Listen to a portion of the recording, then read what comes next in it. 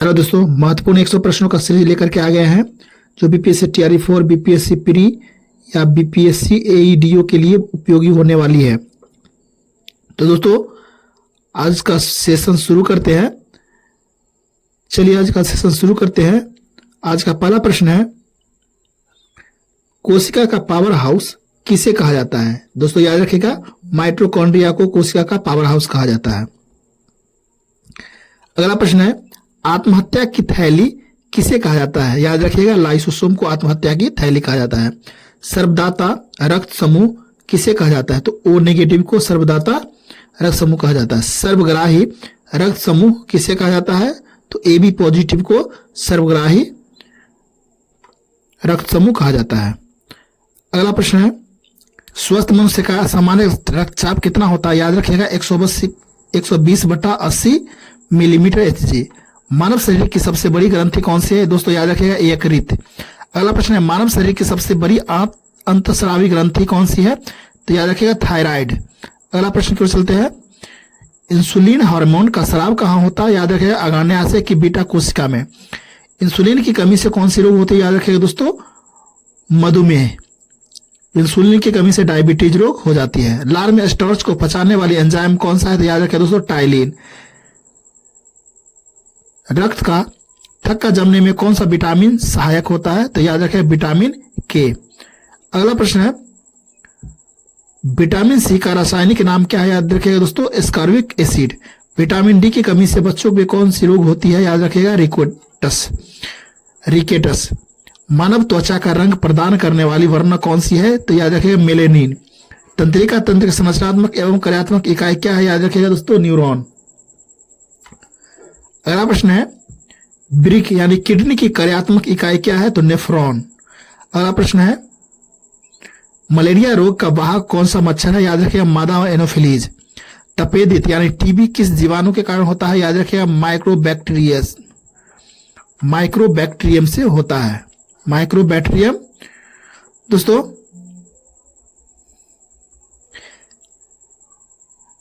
अगला प्रश्न है, तपेदिक यानी टीबी किस जीवाणु के कारण होता है?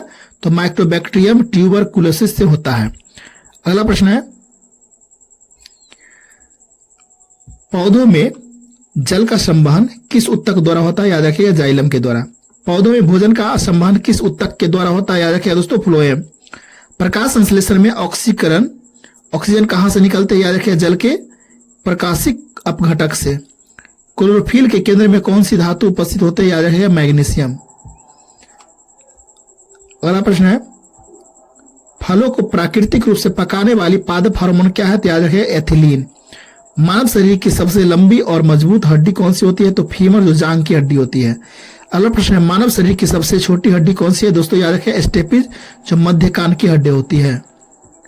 अगला प्रश्न है, लाल रक्त कोशिकाओं का जीवन काल कितना होता है? याद रखिएगा, लाल रक्त कोशिका का जीवन काल लगभग 120 दिन होता है। आरबीसी का कब्रिस्तान किसे कहा जाता है? दोस्तों प्लीहा को। याद रखिएगा, प्लीहा को। आयोडीन की कमी से कौन सी रोग होती है? याद रखिएगा, घेंघा रोग होती है। निकट दृष्टि दोष के निवारण हेतु किस लेंस का प्रयोग होता है? तो याद रखिए दोस्तों, अवतल लेंस का। और दूरदृष्टि के लिए उत्तल लेंस का प्रयोग होगा। दोस्तों दूरदृष्टि दोष के लिए उत्तल लेंस का प्रयोग होगा। लरो या उरो हार्मोन किसे कहा जाता है? तो एड्रेनालिन को कहा जाता है। डीएनए की द्विकुंडलिनी संरचना किसने दी है? तो वाटसन एंड क्रिक ने। जीन शब्द का सर्वप्रथम प्रयोग किसने किया था? याद रखिएगा, जोहानसन ने। रक्त का लाल रंग किसके कारण होता है? याद रखिएगा दोस्तों, हीमोग्लोबिन के कारण। पेसमेकर का संबंध किससे है? याद रखिएगा, हृदय से। पेसमेकर का संबंध हृदय से। बेकिंग सोडा, खाने का सोडा का रासायनिक नाम क्या है? तो सोडियम हाइड्रोजन कार्बोनेट। अगला प्रश्न है,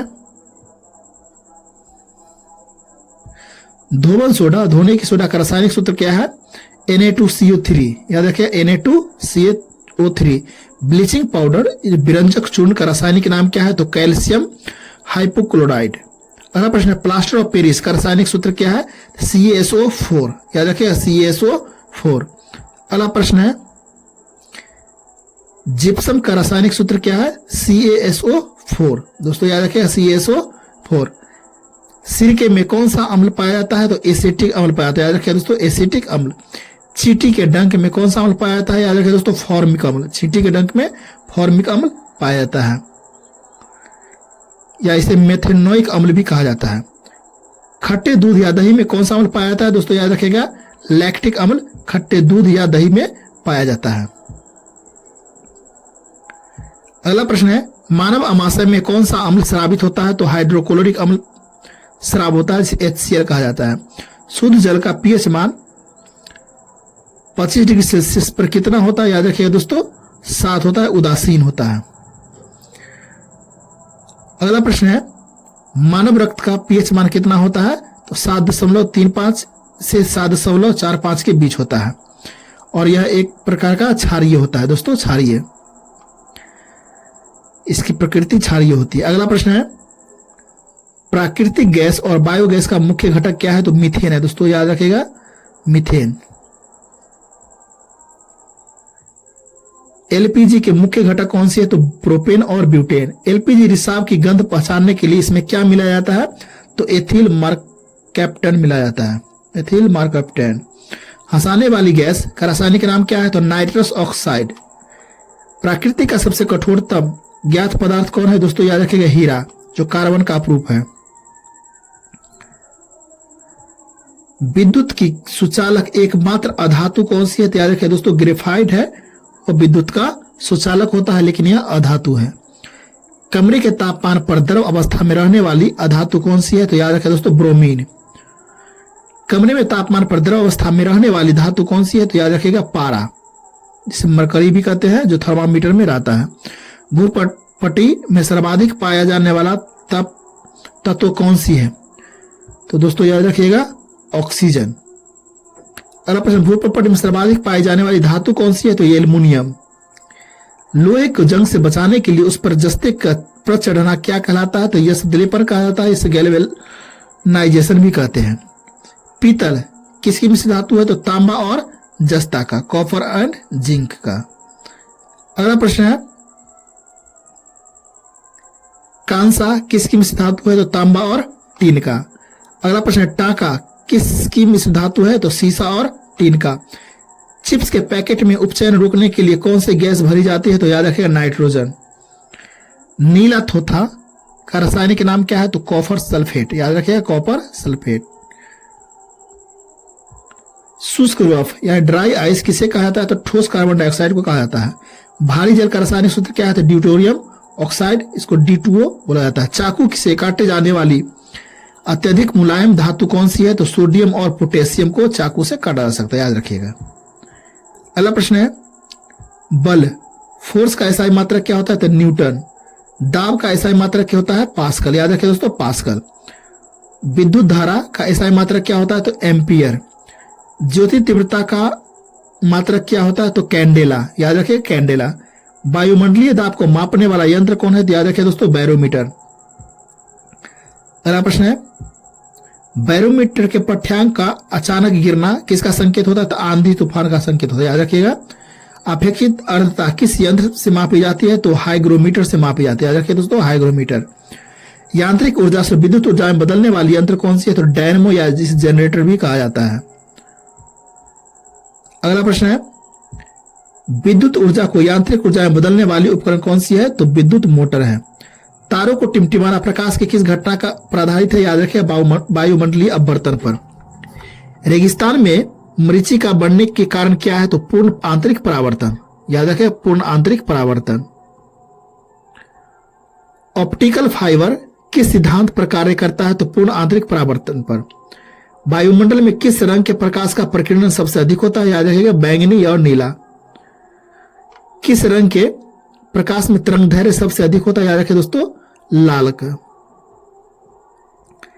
अगला प्रश्न है, बाहर में पीछे दृश्य से देखने के लिए किस दर्पण का उपयोग होता है? तो याद रखिएगा, उत्तल दर्पण का।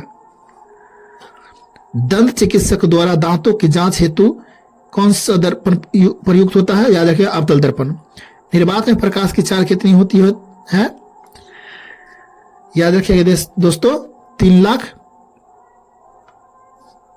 मीटर प्रति सेकेंड। पृथ्वी की सतह पर पलायन वेग का मान कितना होता है? याद रखिएगा दोस्तों, लगभग 11.2 किलोमीटर प्रति सेकेंड। पृथ्वी के केंद्र पर गुरुत्वीय त्वरण को मान कितना होता है? तो 0 होता है। किसी पिंड का भार पृथ्वी पर कहां सर्वाधिक होता है? याद रखिएगा दोस्तों, ध्रुव पर होता है। ध्वनि तरंग किससे गमन नहीं कर सकती? तो निर्वात में गमन नहीं कर सकती। अगला प्रश्न है, मनुष्य के कान के लिए श्रव्य आवृत्ति प्रास कितनी है? तो 20 HZ से 20,000 HZ। विद्युत फ्यूज तार की क्या विशेषता होनी चाहिए? तो उच्च प्रतिरोधकता एवं निम्न गलनांक। रॉकेट किस सिद्धांत पर कार्य करता है? तो संवेग संरक्षण के सिद्धांत पर। यह न्यूटन का तीसरा नियम है। सूर्य से पृथ्वी तक उष्मा किस विधि द्वारा पहुंचती है? तो विकिरण विधि से पहुंचती है। ग्लोबल वार्मिंग के लिए मुख्य रूप से उत्तरदायी ग्रीन हाउस गैस कौन सी है? तो कार्बन डाइऑक्साइड। याद रखिए, कार्बन डाइऑक्साइड। ओजोन परत के क्षरण के लिए मुख्य रूप से कौन सी गैस जिम्मेदार है? तो क्लोरोफ्लोरोकार्बन। याद रखिए दोस्तों, क्लोरोफ्लोरोकार्बन। ओजोन परत वायुमंडल की किस परत में पाई जाती है? तो समताप मंडल में पाई जाती है। ओजोन परत की मोटाई मापने की इकाई क्या है? तो डॉप्सन यूनिट इससे मापा जाता है। अम्लीय वर्षा के मुख्य घटक कौन से हैं? तो सल्फर डाइऑक्साइड और नाइट्रोजन ऑक्साइड। अगला प्रश्न है, सूर्य में ऊर्जा उत्पन्न होने वाली मुख्य प्रक्रिया कौन सी है? तो नाभिकीय संलयन। परमाणु रिएक्टर में प्राथमिक ईंधन के रूप में क्या प्रयुक्त होता है? तो यूरेनियम का प्रयोग होता है। परमाणु भट्टी में मंदक के रूप में किसका उपयोग होता है? तो भारी जल का उपयोग होता है, या ग्रेफाइट का भी उपयोग होता है। अगला प्रश्न है, मोती का मुख्य रासायनिक अवयव क्या है? तो कैल्शियम कार्बोनेट। अगला, भारत में हरित क्रांति के जनक किसे माना जाता है? डॉक्टर MS स्वामीनाथन को माना जाता है। दोस्तों, सीरीज कैसा लगा कमेंट कीजिएगा, सेशन को लाइक कीजिए, शेयर कीजिए। धन्यवाद।